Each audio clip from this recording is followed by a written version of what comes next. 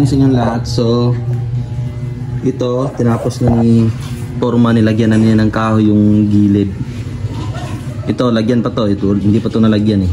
So, lagyan to ni Foreman mamaya. Ito, tapos na. Ayan, para hindi siya masira. So, dito naman sa hanging cabinets. Sorry guys, sobrang kalat pa ng bahay kasi Ayan, ito naman po yung hanging cabinet. Ayan. So, meron isang kahoy sa gilid. Ayan. Sobrang na rin niya. Sobrang linaw ng tingnan. Kasi may nasilak na yan. Nabarnisa na yan eh. So, yung ginawa nila ngayon is yung dito naman na hanging cabinet. Ayan, yung dugtong niya dyan. So, ayan siya.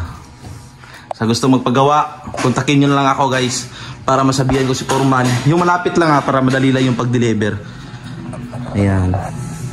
So yung TV, nandun muna sa kwarto yung TV. So ayan na siya. Sinasabi ko sa inyo kanina na dudugtungan yung gilid. Ayan po yung ginawa nila. Sa gusto magpagawa guys, sobrang solid. Kontakin nyo na lang ako. Sa malapit lang para madaling ma-deliver.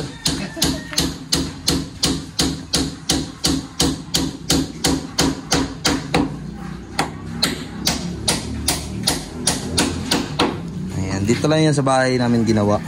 Diba? Sa nagandahan sa ginawa ni Foreman, kontakin nyo lang ako kung gusto nyo magpagawa.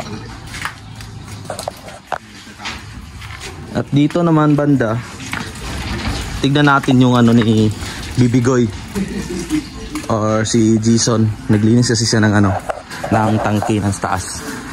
So tignan natin, doon tayo dadaan sa tiris. Walang tao ngayon dito kasi umalis sila sila Brenda pumunta ng Bukidnon. Kaya silipin natin si Bibigoy dito sa taas. Ayan yung mga malita nila.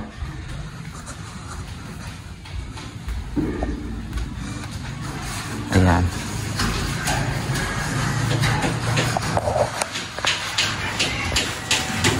Inabras na yung tangke. Apilan pa yung isa son? Ha? Apilan pa yung isa? Kadira kay. Oh. Eh, mamay nagdala dito sa taas.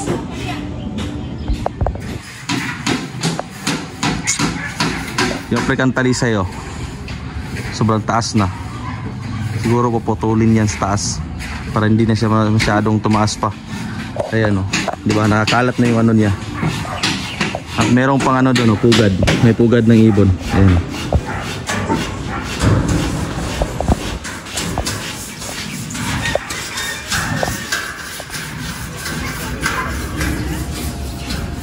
Dan meron din pong pugad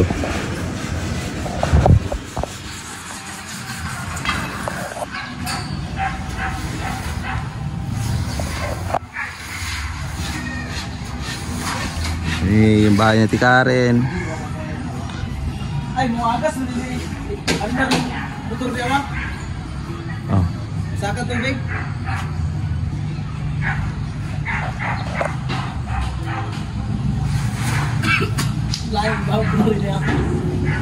May nagnisulod ang ubos.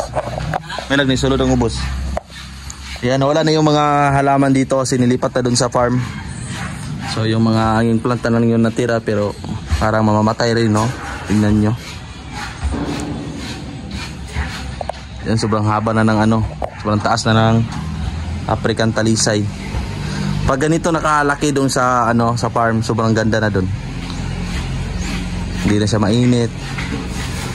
Dalawa yan, nandun sa harap ng bahay ko yung isa. So balikan natin yung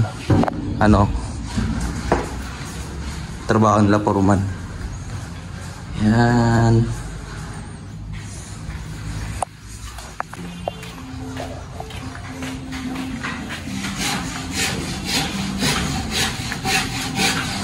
Ayan, nagkakating si Foreman ng yung maliit. Ito yung gawin na dun sa gilid ng marin para hindi siya masira. Yan yung ilagay dito sa gilid na kahoy.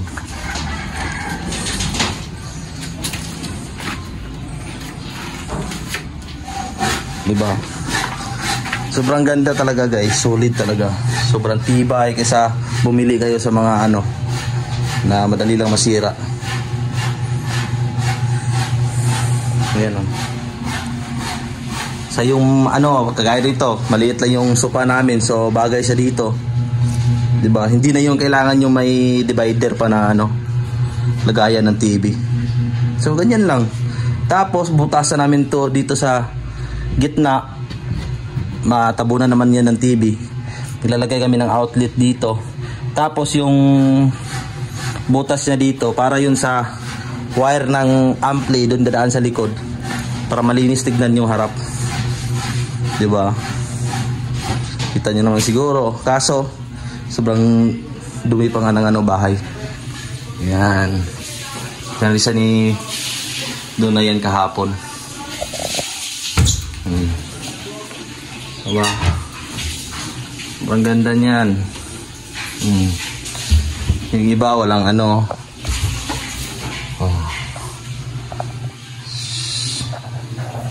Sa likod, pwedeng lagyan ng marin yan sa likod. Kaso hindi ko na lang pinalagyan para tuloy-tuloy na.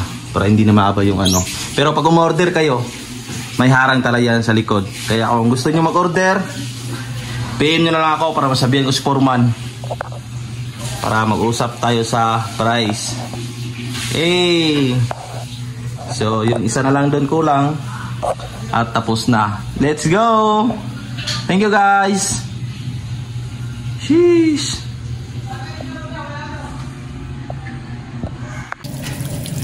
So yan, dahil mahina yung tubig, hindi yung malabas na tubig, yun yung galing sa taas. Dinidrain namin yung ano doon dumi.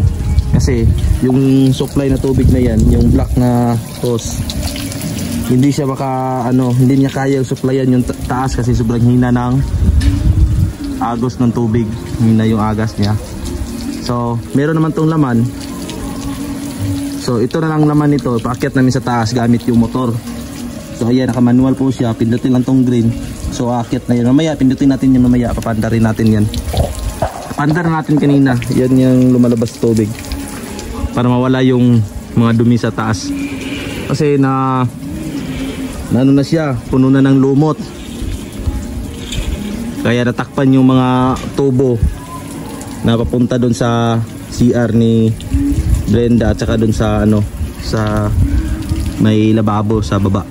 So mahina yung ano niyang tubig, kaya linisan muna yan kasi sobrang tagal na rin hindi nalinisan yan simula po nung ilagay ito, ginawa to. Ngayon pa lang nalinisan.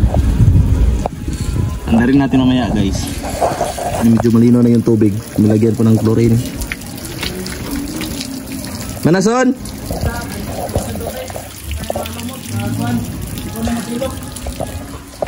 Gamay na lang? Oo. So yan, itry na nating i-on to kasi ubos na yung taas.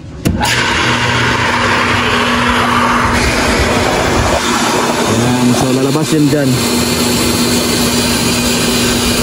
Ayan na, para matanggal yung dumi. Yung tubig dyan, aakyat yung taas. Tapos lalabas dito kasi nakadring yung taas eh.